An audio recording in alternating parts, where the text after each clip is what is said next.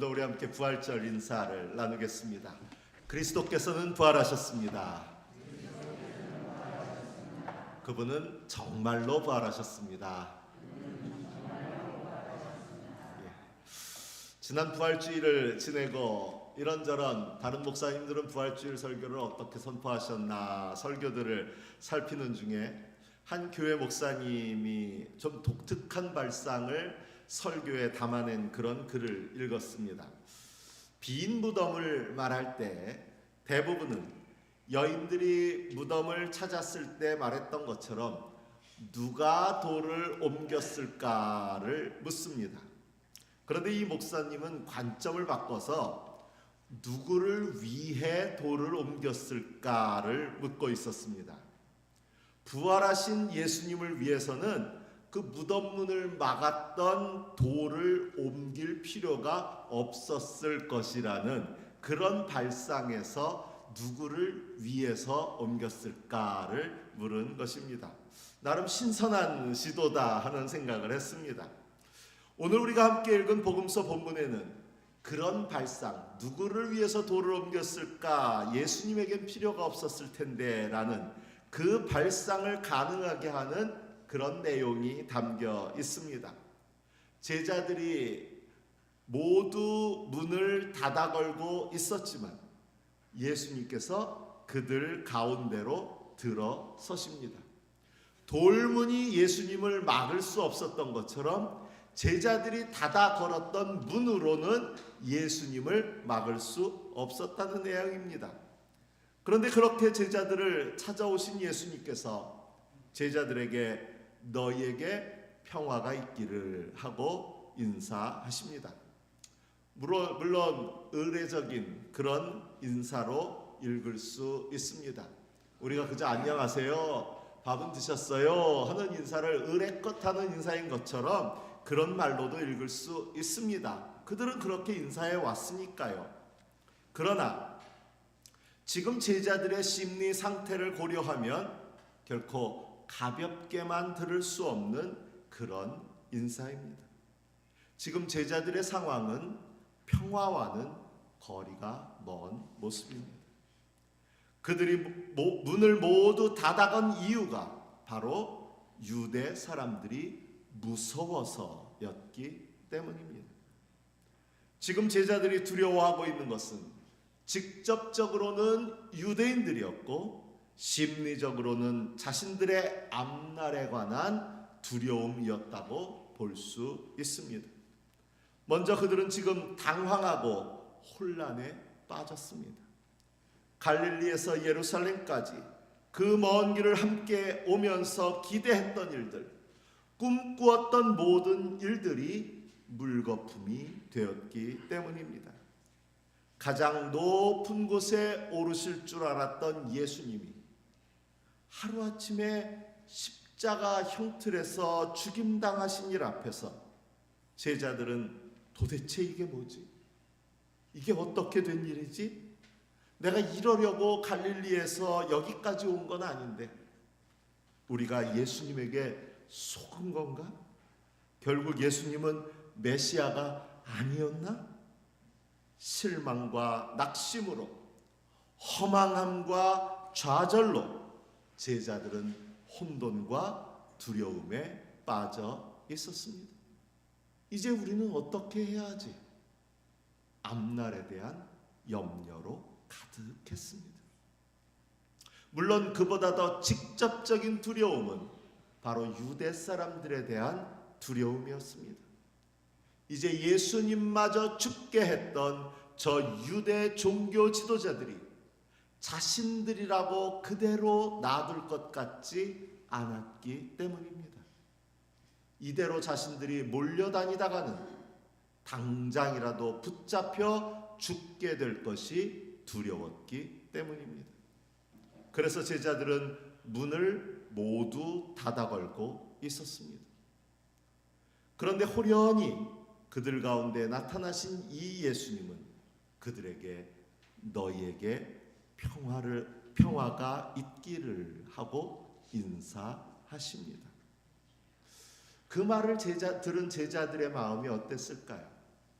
우리가 의례껏 그저 안녕하세요 또는 식사하셨어요 하고 인사하지만, 만일 그날 끼니를 건너서 쩔쩔 굶고 있는 사람들에게 누군가 찾아와서 식사는 하셨어요 하고 인사하면 의례하는 인사로 들리지 않고 나 쫄쫄 굶었는데 같이 좀 밥 먹어줄래요? 하는 마음이 들지는 혹시 않을까요? 정치인들이나 또는 목사들이 의례 이런 인사를 자꾸 한다 그래요. 언제 밥 한 번 먹죠? 이러고 인사한다고 그래요. 저도 몇몇 분들을 만날 때 언제 밥 한 번 먹죠? 라고 인사하길래 언제요? 그러고 물어봤더니 당황하더라고요. 밥 먹자고 해놓고는 언제요? 하고 물어보니까 이게 뭐지? 하는 상황에 좀 당황해 하던데, 지금 예수님은 너희에게 평화가 있기를 하고 이래 인사하시는데, 지금 평화를 잃은 채 두려움 가운데 빠져있던 제자들의 마음에는 그들이 그동안도 의례껏 하던 인사였지만 예수님께서 그들 가운데 나타나 너희에게 평화가 있기를 하는 그 순간, 이것이 일반적인 인사라기보다는 마치 염려하고 두려워할 필요가 없다라고 말씀하시는 것으로 들리지는 않았을까요? 사실 지금 제자들의 그 모든 두려움의 이유가 바로 예수님의 죽음이었기에, 예수님의 부활은 그들이 믿기만 하면 그 모든 두려움의 근거를 사라지게 하는 것이었기 때문입니다. 예수님이 부활하셨으니 이제 앞으로 예수님의 부재로 인해 앞날을 걱정할 이유가 사라져버렸고, 이 예수님의 부활을 믿는 믿음이 제자들로 하여금 직면한 두려움을 이겨낼 수 있게 할 수 있기 때문입니다. 물론 부활하신 예수님을 보는 것만으로, 그리고 평화의 인사를 듣는 것만으로 당장 그들이 두려움을 이겨내고 부활 신앙으로 서게 된 것은 아닙니다. 예수님은 그들에게 다시 한번 평화의 인사를 건네시고, 이번에는 부활하신 예수님이 그들을 찾아오신 이유를 밝힙니다. 너희에게 평화가 있기를 빈다. 아버지께서 나를 보내신 것 같이 나도 너희를 보낸다. 그리고 제자들에게 숨을 불어넣으시고 말씀하십니다. 성령을 받아라. 주님이 우리에게 사명을 주실 때에는 사명만이 아니라 그 사명을 감당할 수 있는 능력도 함께 주십니다. 여기서 성령은 그들의 두려움을 몰아내고 그들을 부활의 증인으로 세우시는 은혜의 능력인 줄로 믿습니다. 이 말씀에서 제자들에게 숨을 불어넣으신 것은 마치 창세기 2장 7절에서 하느님께서 흙으로 사람을 만드시고서 숨을 불어 넣으신 것과, 또 에스겔 37장 9절에서 골짜기의 마른 뼈에 생기를 불어 넣어서 뼈가 살아나게 하신 것과 같은 것입니다. 지금 염려와 두려움에 휩싸인 제자들의 상태는 마치 생명이 없었던 진흙이나 또는 죽은 지 이미 오래 지난 마른 뼈의 모습과 다를 바가 없었기 때문입니다. 그리고 어쩌면 제자들의 이런 모습은 오늘 우리의 모습일 수도 있습니다. 예수를 믿으면서도 세상살이에 지치고 병이나 우환이나 혹은 실패와 좌절 때문에 의기소침하고 기운을 잃어 염려와 두려움에 주저앉아 있는 우리의 모습과 같습니다. 예수님은 그런 제자들에게, 그리고 그런 우리들에게 찾아와서 숨을 불어 넣어 주십니다. 다시 살아나게 하십니다. 자기 힘만으로 사느라 지치고 실패하고 허덕이고 있는 우리들에게 매일같이 죽겠네 한숨만 짓는 우리들에게 이제 성령의 능력으로 살라고 그렇게 말씀하시는 줄로 믿습니다. 예수님의 부활은 예수님 혼자 죽었다가 다시 살아나신 것, 신적인 능력을 보여주시려고 한 그런 사건이 아닙니다.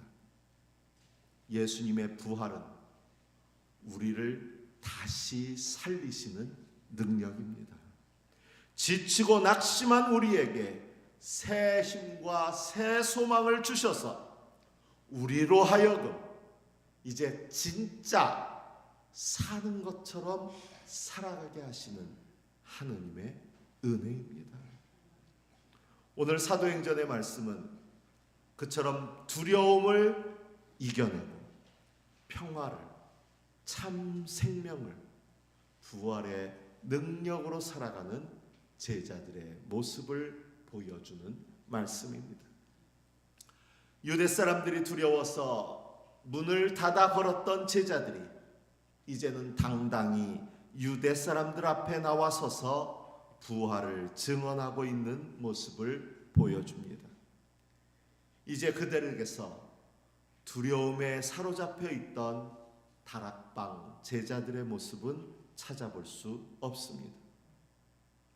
본문의 배경은 예수님의 부활을 증언하던 제자들이 산헤드린에 붙잡혀 신문을 받는 장면입니다.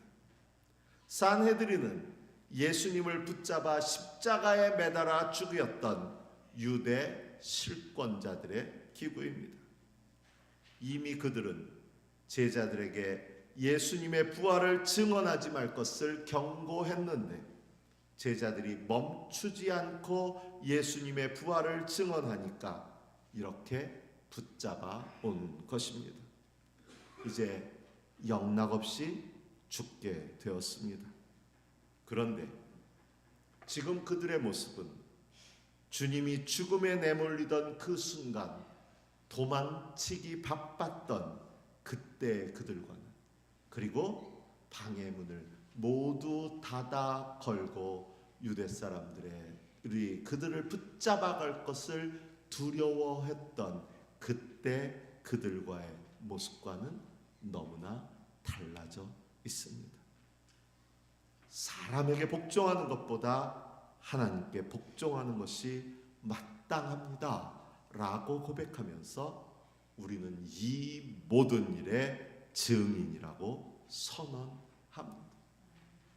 그들의 목숨줄을 쥐고 있는 이들 앞에서도 조금도 흔들림 없는 당당한, 정말 죽으면 죽으리라 하는 모습입니다. 설령 죽더라도, 우리가 그리스도의 부활의 증인으로 살아가다가 죽게 된다 하더라도 우리는 이 증언을 멈출 수 없다 하는 그런 결기가 드러나고 있습니다. 이 모습 안에는 1세기 교회 공동체의 신앙이 고스란히 배어 있습니다. 단지 지금 산헤드린에 붙잡혀 있는 이 제자들만이 아니라 제자들의 증언을 통해 부활의 믿음에 이르게 된 초대 믿음의 공동체는 모두 이 부활의 증인의 사명을 멈추지 않았습니다. 제가 주보 앞면에 옮겨놓은 로마의 기독교 박해 시대의 지하동굴 카타콤에 새겨진 글들이 그것을 보여주고 있습니다. 예수의 이름으로 아드리안 황제 때 예수를 위해 그의 피를 흘린 젊은 장교 마리우스, 그는 할 바를 다 완수하고 평화 속에서 죽었다. 그의 벗은 눈물 지으며 박해의 위험을 무릅쓰고 비석을 세운다. 남편 시스루스는 아내 시실리아 프라신다와의 훌륭한 추억을 위해 일을 세운다. 우리는 신의 아들 구주 예수 그리스도 안에서 10년을 생활하고 한 번도 서로 싸우지 않았다. 지상의 삶은 짧았다 자비나 그녀는 8년 8개월 22일을 살았다. 지금은 영원히 주님과 함께 살고 있다. 무엇이 느껴지시나요? 그들은 모두 박해와 죽음의 위협을 안고 살아갔지만, 아니 죽었지만 두려움이나 염려는 찾을 길이 없고 오히려 그들이 부활의 증인으로 살 수 있었다는 사실에 자부심마저 보여주고 있습니다. 보네포 목사님은 1945년 4월 9일 이른 아침에 교수형에 처해졌습니다. 목사님이 남긴 마지막 말에서 역시 어떠한 두려움의 흔적은 찾을 수 없습니다. 이것이 마지막입니다. 그러나 나에게 있어서 또 다른 삶의 시작입니다. 그는 담담히 교수대에 올랐습니다. 당시 수용소 의사였던 피셔 필스트롬은 50년 동안 의사로 일하면서 그토록 경건하게 죽음을 맞이한 사람을 본 적이 없다라고 회고합니다. 주님이 약속하신 평화가 그에게 있었기 때문입니다. 보네포가 처형된 3주일 뒤 히틀러는 쓸쓸히 자살로 그의 인생을 마감합니다. 그의 죽음은 보네포와 달리 두려움과 절망이 지배한 그런 죽음이었습니다. 베드로와 사도들을 신문하는 공의회와 대제사장들의 모습에서도 히틀러와 같은 두려움이 깃들여 있습니다. 그대들은 그 사람의 피에 대한 책임을 우리에게 씌우려 하고 있어. 자기들이 힘이 있었는데 자기들의 재판정에 베드로와 제자들을 붙잡아 놓고선 아니 너희 그렇게 예수의 죽음과 부활에 대해서 증언하지 말라고 우리가 경고하고 또 경고했지만 왜 우리한테 자꾸 예수의 죽음에 책임을 지라고 그렇게 자꾸 우리한테 말하고 있냐? 어떻게 들리세요 여러분? 베드로와 제자들을 책망하는 것이 아니라 오히려 재판하고 있는 그들이 두려움에 있어요. 왜 자꾸 우리한테 책임지라고 그러냐? 왜 자꾸 우리한테 뭐라고 하고 있냐? 저는 이 구절을 읽으면서요, 계엄령을 계몽령이라고 우길 수밖에 없었던 그런 구차한 두려움의 변명이 바로 이 구절에서 읽혀지고 있어요. 야, 우리가 예수를 죽인 거 아니야. 왜 자꾸 우리 보고 예수를 죽였다고 해? 변명하는 그 모습이 꼭 계엄령을 계몽령이라고 우길 수밖에 없었던 그 모습과 비슷하더라니까요. 정작 재판을 받는 제자들은 우리는 사람이 아니라 하나님께만 충성할 것입니다. 당당한데 평화로운데 재판을 하고 있는 그들이 더 두려움에 휩싸여 있습니다.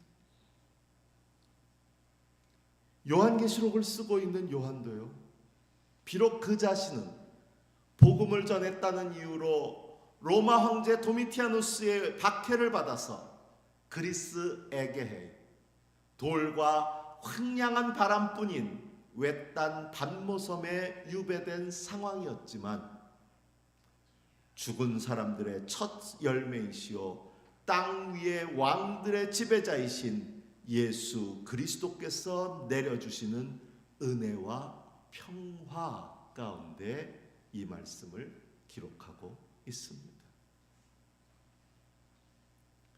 너희에게 평화가 있기를. 이 말은 그저 을에 건네는 인사말도 또는 막연한 위로도 아니라 어떠한 상황에서도 평화를 빼앗기지 않고 살아갈 수 있는 약속이고 능력인 줄로 믿습니다. 그리고 이 약속을 성령으로 그리고 믿음으로 받은 이들은 그들의 삶에서 실제로 이 평화를 누리며 살아갈 수 있었습니다. 어떠한 위협이나 어려움, 심지어 실패 가운데서도 그들은 절망하지 않았고 두려움에 주저앉지 않았습니다. 오늘 이 평화를, 이 평화의 인사를 우리를 위한 약속이고 능력으로 받으시는 여러분 모두가 되시기를 바랍니다. 그리고 어떠한 처지와 환경에서도 결코 주님이 주시는 이 평화를 빼앗기지 않고 살아가시는 여러분 모두가 되시기를 바랍니다. 여러분에게 부활하신 주 예수 그리스도의 평화가 있기를 빕니다. 주신 말씀을 마음에 새기며 묵상합니다.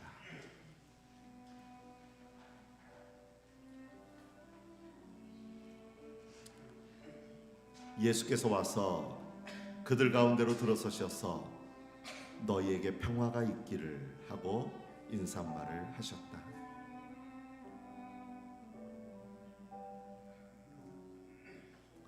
죽은 사람들의 첫 열매이시오 땅 위의 왕들의 지배자이신 예수 그리스도께서 내려주시는 은혜와 평화가 여러분에게 있기를 빕니다.